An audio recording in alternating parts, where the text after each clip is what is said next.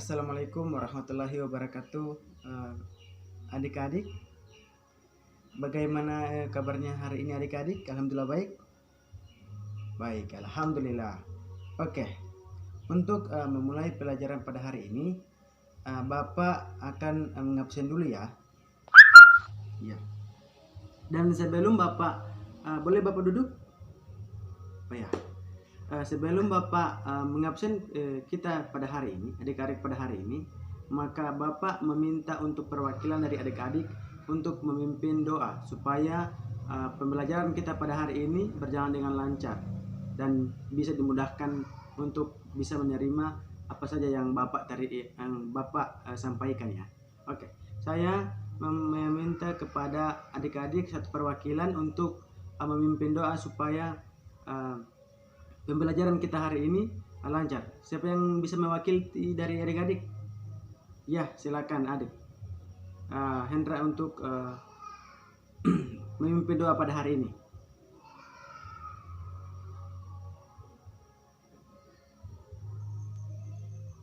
Ya, terima kasih kepada adik Hendra telah memimpin doa pada hari ini dan saya akan ambil absen ya. Adik Syawal, Hendra, Yulanda, Rosvika, Eldi, Sarasanggita. Cuman itu yang hadir pada hari ini adik-adik? Ya? Yang lain mau kemana? Lupa alasan ya? Oke, baik. Baik, sebelum kita memulai pelajaran pada hari ini,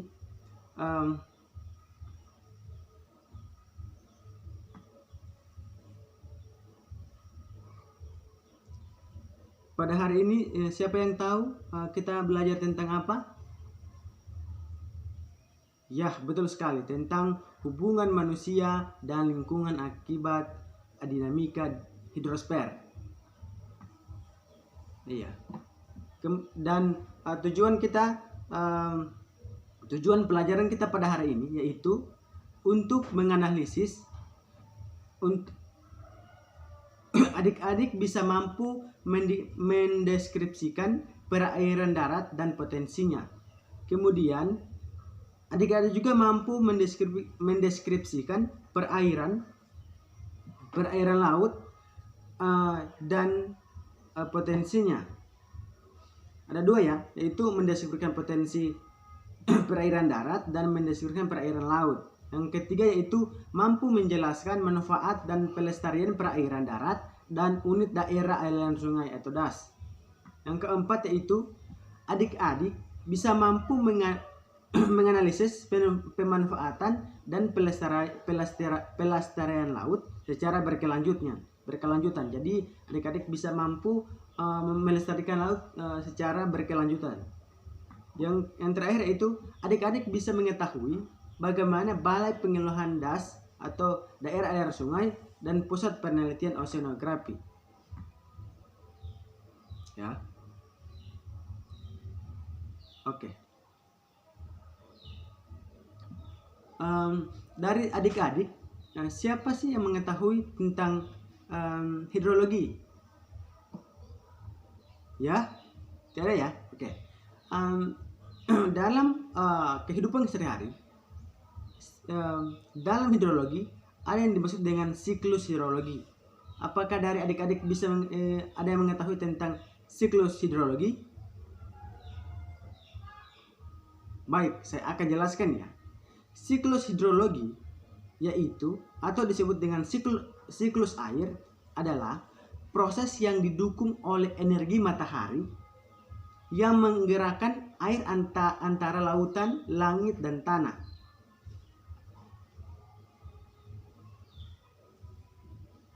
Ya, jadi siklus hidrologi ini adalah proses yang didukung oleh energi matahari yang menggerakkan air antara lautan, langit, dan tanah.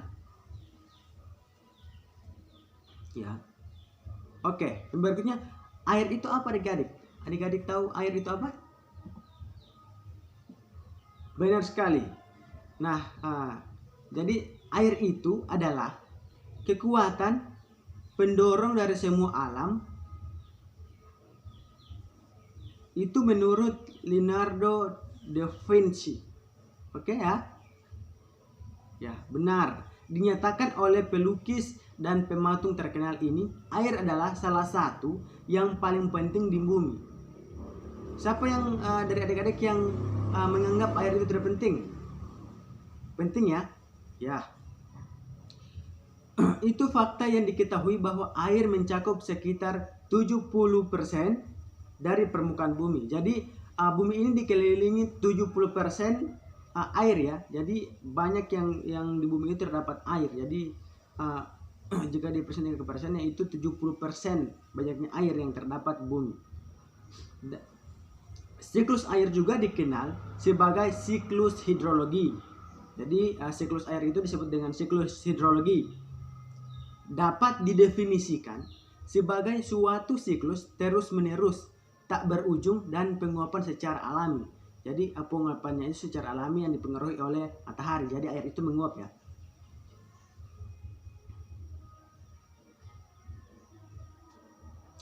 Berikutnya, setelah mengalami penguapan, kemudian berikutnya mengalami kondensasi dan pengendapan sebagai hujan dan salju. Jadi setelah air tersebut menguap, kemudian di atas itu mengalami kondensasi. Ya, paham ya? Ya, sehingga hal tersebut akan menjadi air hujan atau salju. Oke.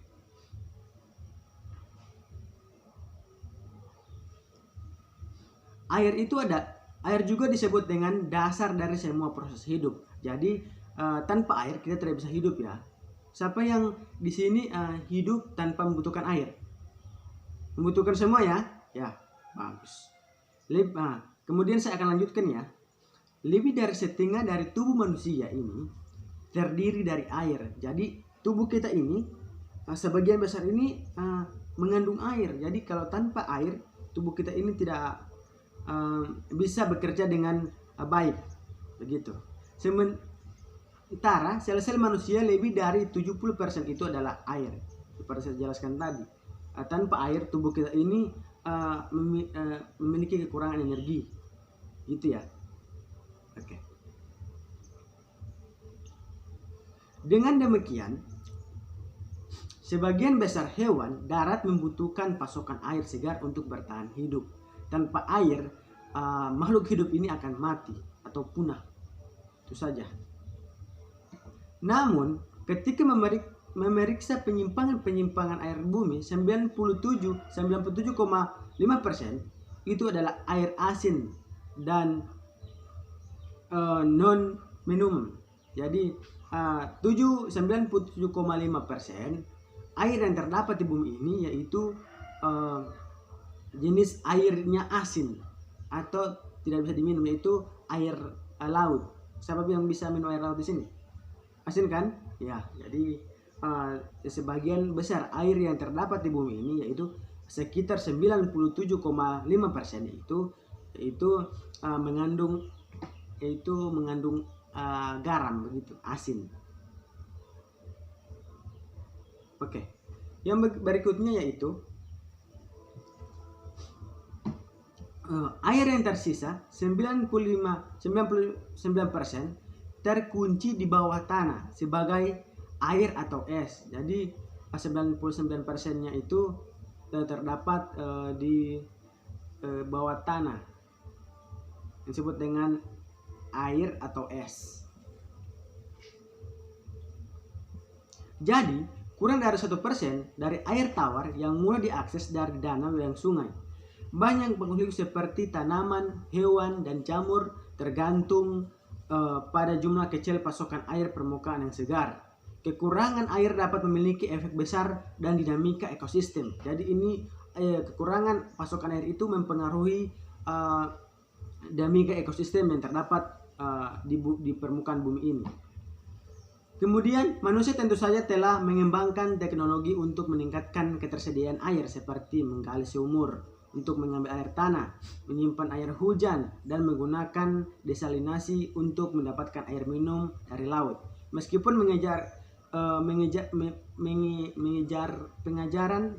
pengejaran air minum yang telah berlangsung sepanjang sejarah manusia, pasokan air bersih masih menjadi masalah utama di zaman modern.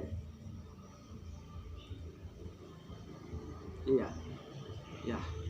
Siklus air sangat penting untuk dinamika ekosistem karena memiliki pengaruh besar pada iklim dan dengan demikian pada lingkungan ekosistem. Misalnya ketika air menguap, ketika memakan energi dari sekitarnya, pendinginan lingkungan. Ketika mengembun, ia melepaskan energi pemanasan lingkungan. Tahap penguapan adalah siklus memurnikan air dan kemudian mengisi ulang tanah dengan air tawar, gitu ya. Jadi air laut itu menguap, kemudian menjadi air hujan dan akan jatuh ke permukaan tanah, kemudian air tersebut menjadi air tawar, gitu. Berikutnya, saya lanjut ya. Apakah dari adik-adik tidak ada pertanyaan yang ingin disampaikan? Baik. Aliran air cair dan es mengangkut mineral dari seluruh dunia.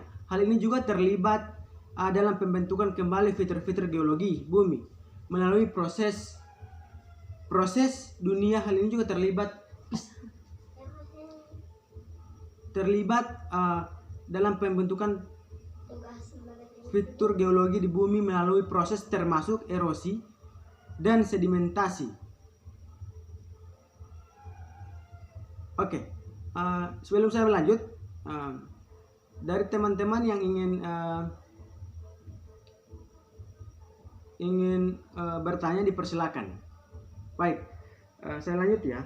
Dalam bentuk kembali fitur geologi bumi melalui proses termasuk erosi dan sedimentasi, siklus air juga penting untuk memelihara yang paling hidup dan ekosistem di planet ini. Sebagian besar air bumi disimpan untuk waktu yang lama di lautan, tanah, dan es. Waktu tinggal adalah ukuran waktu rata-rata molekul air individu tetap dalam reservoir tertentu. Jumlah besar dari alam terkunci di tempatnya pada waduk seperti es di bawah tanah dan laut, dan demikian tidak tersedia untuk siklus jangka pendek atau hanya air permukaan yang bisa menguap. Jadi hanya air tanah saja yang bisa menguap ya. Oke. Ada beberapa proses yang terjadi selama siklus air yang meliputi, yang pertama itu penguapan atau disebut dengan sublimasi. Yang kedua adalah kondensasi atau presipitasi. Yang ketiga adalah aliran air bawah permukaan. Yang keempat adalah limpasan permukaan atau pencairan salju. Yang kelima adalah debit sungai. Jadi akibat proses siklus hidrologi, debit air sungai itu akan meningkat seperti banjir gitu. Oke, yang kedua adalah tahapan siklus air. Ya. Tahapan siklus air adalah jumlah langkah yang terlibat dalam siklus air. Air melewati semua 3 keadaan materi selama siklus ini. Kekuatan alam seperti matahari, udara, tanah, pohon, sungai, laut, dan pegunungan memainkan peranan penting dalam menyelesaikan siklus air. Tahap pertama yaitu dalam tahap Bapak telah menjelaskan bahwa tahapan siklus air itu ada beberapa tahap ya. Yang pertama itu tahap pertama yaitu matahari terjadi menjadi kekuatan pendorong dari siklus air. Ini memanas air laut, air sungai, dan air danau dan gletser yang menguap naik ke atas udara. Air juga menguap melalui tanaman dan tanah melalui proses yang disebut transpirasi. Air menguap ini dalam bentuk uap air yang tidak dapat dilihat dengan mata telanjang. Jadi dari adik-adik yang sementara ada melakukan perjalanan atau bermain di luar seperti itu, pada saat kondensasi atau pada saat air mengalami penguapan, adik-adik bisa melihat dengan mata telanjang begitu? Tidak kan? Nah, itu disebut dengan penguapan ini tidak dapat dilihat secara langsung atau dengan mata telanjang. Gitu. Tahap kedua yaitu uap air ini kemudian masuk bersentuhan dengan arus udara yang membawanya lebih tinggi ke atmosfer. Ya. Jadi tahap kedua itu air itu akan dibawa ke udara yang paling tinggi, ya, lebih tinggi ke atmosfer. Yang setelah itu mencapai suhu dingin, uap air mengembun membentuk awan. Jadi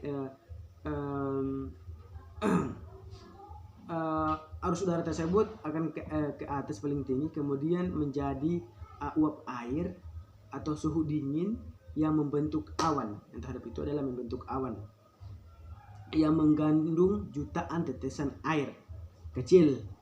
Ya. Oke, yang ketiga awan ini bergerak sepanjang dunia dan tumbuh semakin besar, mengumpulkan uap air lebih banyak dalam perjalanan mereka. Ketika itu menjadi terlalu berat atau awan untuk menahan uap air, mereka meledak dan tetesan jatuh kembali ke bumi dalam bentuk hujan. Jadi apabila awan ini sudah berat atau sudah banyak, maka awan tersebut akan jatuh ke bumi dalam bentuk tetesan air hujan. Itu tahap ketiga. Tahap keempat yaitu pada langkah terakhir, hujan atau salju yang mencair mengalir kembali ke badan air seperti sungai, danau, dan waduk. Air hujan juga direndam oleh tanah melalui proses yang disebut dengan infiltrasi. Infiltrasi adalah peresapan air hujan ke dalam tanah, gitu ya. Itu disebut dengan infiltrasi. Beberapa air juga berjalan dari permukaan atau merembes ke dalam tanah, dan kemudian dapat dilihat secara air tanah atau air tawar mata air, sehingga ini air mencapai lautan yang merupakan badan air terbesar dan sumber terbesar dari uap air. Jadi sumber terbesar dari uap air itu adalah lautan, ya. Oke.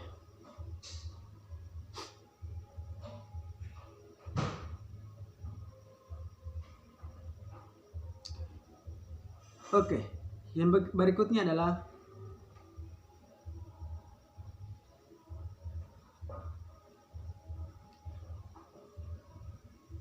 yang berikutnya adalah pola aliran sungai. Dari adik-adik, sebelum saya menjelaskan pola aliran sungai ini, dari adik-adik ada yang bisa mestinya saya dari adik-adik ada yang belum paham dalam materi yang telah sampaikan di atas. Mohon untuk bertanya kepada saya hingga saya bisa menjelaskan kembali apa saja yang adik-adik belum paham.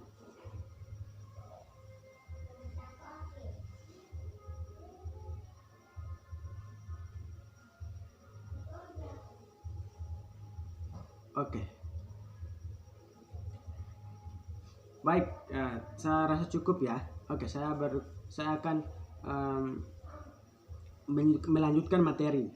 Oke, yang berikutnya adalah pola aliran sungai. Pola aliran sungai merupakan hasil proses yang dimana atau proses geomorfologi pada permukaan bumi dengan struktur geologi tertentu. Ada beberapa aliran sungai, antara lain sebagai berikut. Yang pertama adalah pola aliran sungai dendritik. Ada yang tahu pola aliran sungai dendritik? Tidak tahu ya? Oke. Yang ciri-ciri dari pola aliran dendritik yaitu yang pertama, ingat ya. Yang pertama itu pola aliran dendritik memiliki bentuk yang tidak teratur. Paham ya? Oke, yang kedua itu berkembang pada daerah dengan curah hujan tinggi serta tidak ada kenampakan struktur geologi dan dominan dan komposisi batuan sama. Jadi pola aliran dendritik itu berkembang pada era aliran sungai yang lebih tinggi atau curah hujan yang tinggi. Oke, yang kedua yaitu saya ulangi. Yang ketiga itu ciri-ciri dari pola sungai dendritik itu, yang ketiga yaitu bentuk pola aliran ini menyerupai percabangan pohon. Jadi dari adik-adik kan sudah pernah melihat cabang dari pohon ya. Jadi cabang itu tidak teratur tidak teratur. Oke, yang kedua yaitu pola aliran sungai rektangkular. Oke. Yang pertama ciri-cirinya itu pola aliran terdapat pada daerah dengan struktur patahan atau fault atau mempunyai banyak retakan. Yang kedua yaitu pola aliran yang ditandai oleh pertemuan aliran sungai utama dengan anak sungai membentuk pola saling tegak. Paham ya? Oke. Yang ketiga yaitu pola aliran sungai trellis. Yang pertama, pola aliran terbentuk seperti trellis atau menyirip seperti daun. Dia seperti daun menyirip.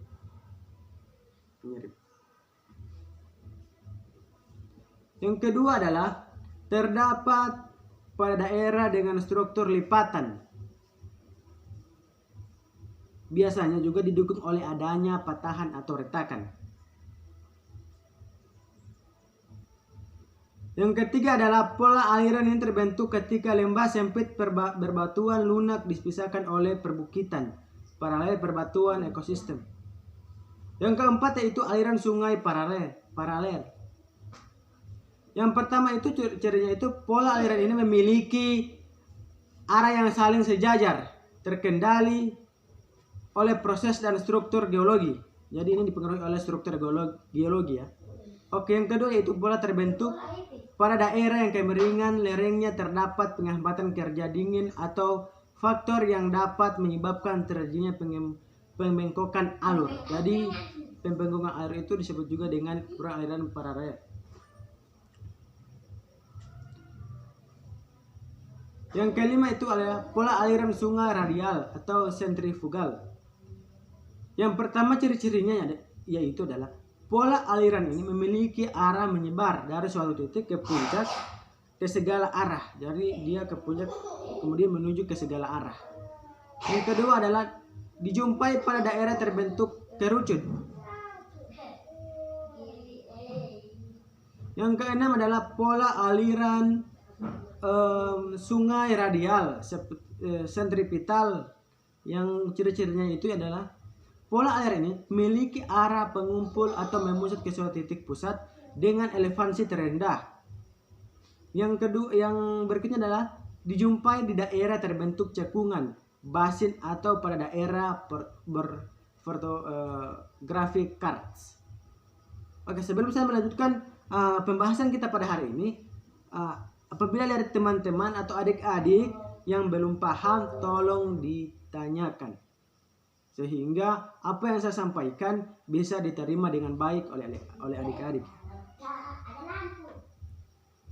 Oke, yang ketujuh yang terakhir adalah pola aliran sungai anular. Yang ciri-cirinya itu yang pertama, pola aliran ini hampir sama dengan pola aliran radial. Yang kedua, tetapi pada pola aliran anular, aliran yang menyebar tadi kemudian masuk ke sungai subsekuen.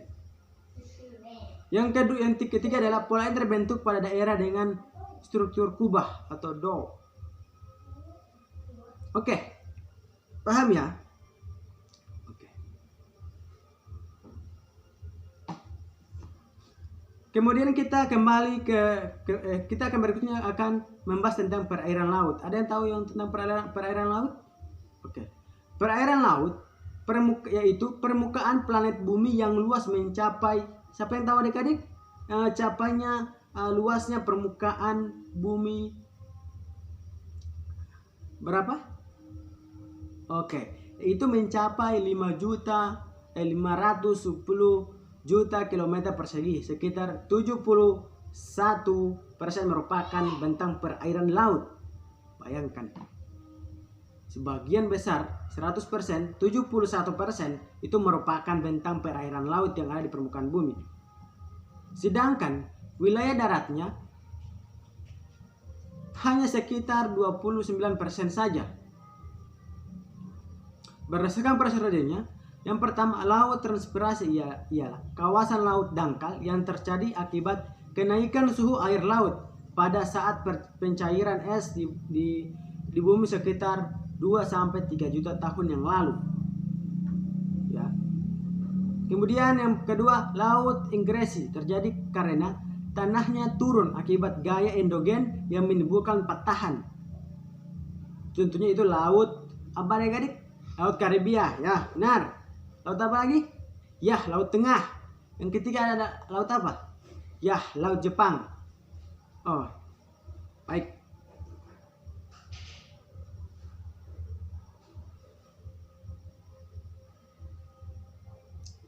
Oke, berdasarkan letaknya, laut yaitu pertama ada laut pedalaman, yaitu laut yang letak atau posisinya di tengah-tengah benua. Paham ya? Oke. Yang kedua yaitu laut tepi, yaitu laut yang letaknya di tepian benua yang memisahkan benua disebut dengan samudra, disebut dengan laut tepi. Yang ketiga yaitu laut tengah, yaitu laut yang memisahkan dua benua. Dengan kata lain yang terletak di antara dua benua. Contohnya laut tengah, atau antara lain yaitu laut Mediteran. Apalagi adik-adik? Ya, Selat apa adik-adik? Apa? Ya, Gibraltar. Yang ketiga itu laut-laut di perairan Indonesia dan laut-laut di kawasan Karibia. Oke.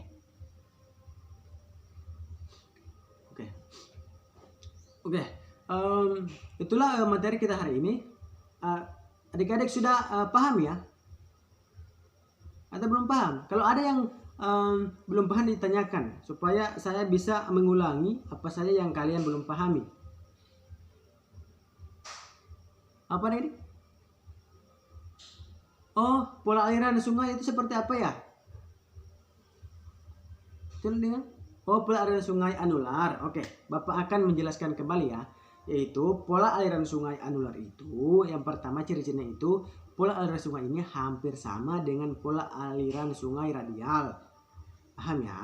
Yang kedua itu, tetapi pada pola aliran sungai anular, aliran yang menjual bertadi kemudian masuk ke sungai subsekuen.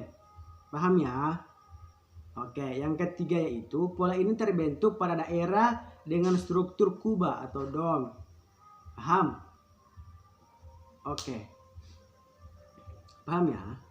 Oke, sebelum saya menutup pelajaran pada hari ini, Bapak siapa yang bisa memberikan kesimpulan materi kita pada hari ini?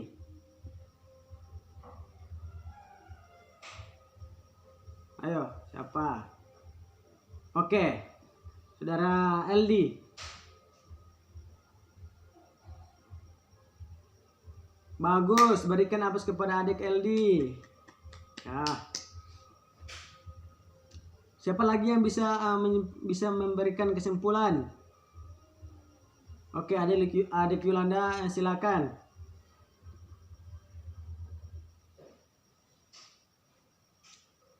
Baik, terima kasih kepada adik Yolanda telah memberikan kesimpulan, berikan aplaus adik-adik. Oke. Siapa lagi? Sudah tidak ada ya? Oke. Sebelum Bapak menutup, Bapak akan memberikan sedikit kesimpulan atau akan melengkapi kesimpulan dari adik-adik ya. Oke. Itu tentang siklus hidrologi. Siklus air mempengaruhi iklim, mengangkut mineral, memurnikan air, dan mengisi ulang tanah dengan air tawar. Yang kedua yaitu air dengan waktu tinggal yang lebih lama seperti air di lautan dan gletser. Tidak tersedia untuk siklus yang jangka pendek yang terjadi melalui penguapan. Penguapan air permukaan atau air menjadi uap air atau sublimasi menjadi uap air yang menyumbang dalam jumlah besar uap air ke atmosfer.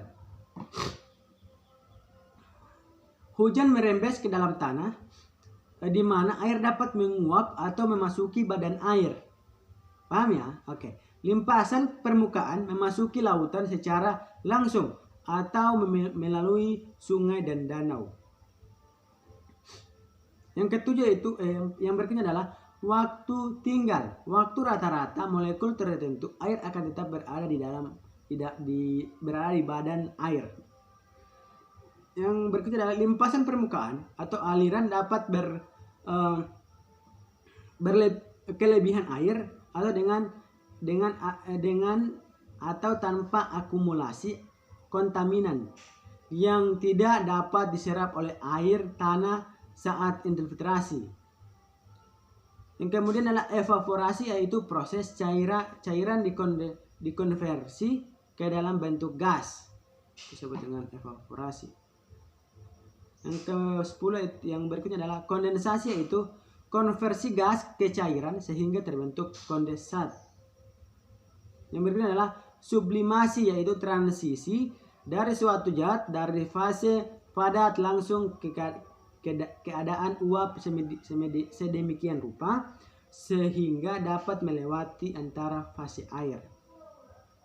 Kemudian pola aliran itu ada pola dendritik, ada pola rektangular, pola sungai trellis, ada pola paralel, ada pola sertifigural, ada pola sentripetal, dan kemudian pola anular.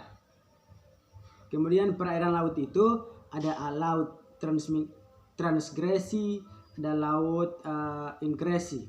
Kemudian ada laut pedalaman, ada laut tepi, ada laut tengah. Paham ya? Iya, saya rasa cukup pertemuan kita pada hari ini. Sehingga apa yang kita pelajari pada hari ini semoga bisa bermanfaat untuk masa depan atau bisa tersimpan dalam otak adik-adik, sehingga apa saja yang berhubungan dengan siklus hidrologi ataupun dinamika hidrologi ini bisa Anda pahami dengan baik ya. Oke. Baik. Saya meminta kepada adik-adik apabila telah sampai di rumah, tolong dipelajari kembali pelajaran pada hari ini sehingga bisa menambah wawasan kita dalam pelajaran kita pada hari ini, sehingga kita tidak akan lupa ya. Ya, baik, terima kasih atas partisipasinya dari adik-adik untuk pelajaran pada hari ini. Saya berterima kasih kepada adik-adik atas partisipasinya.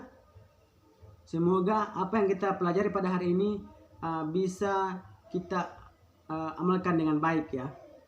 Ya, sebelum kita mengakhiri pembelajaran pada hari ini, saya meminta kepada adik-adik satu perwakilan saja untuk memimpin doa sehingga pelajaran kita hari ini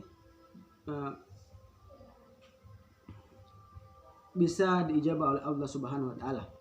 Oke, persilakan. Oke, adik Yolanda. Baik, terima kasih kepada adik Yolanda telah memimpin doa pada hari ini, dan saya kembali mengucapkan banyak terima kasih atas partisipasinya dari adik-adik.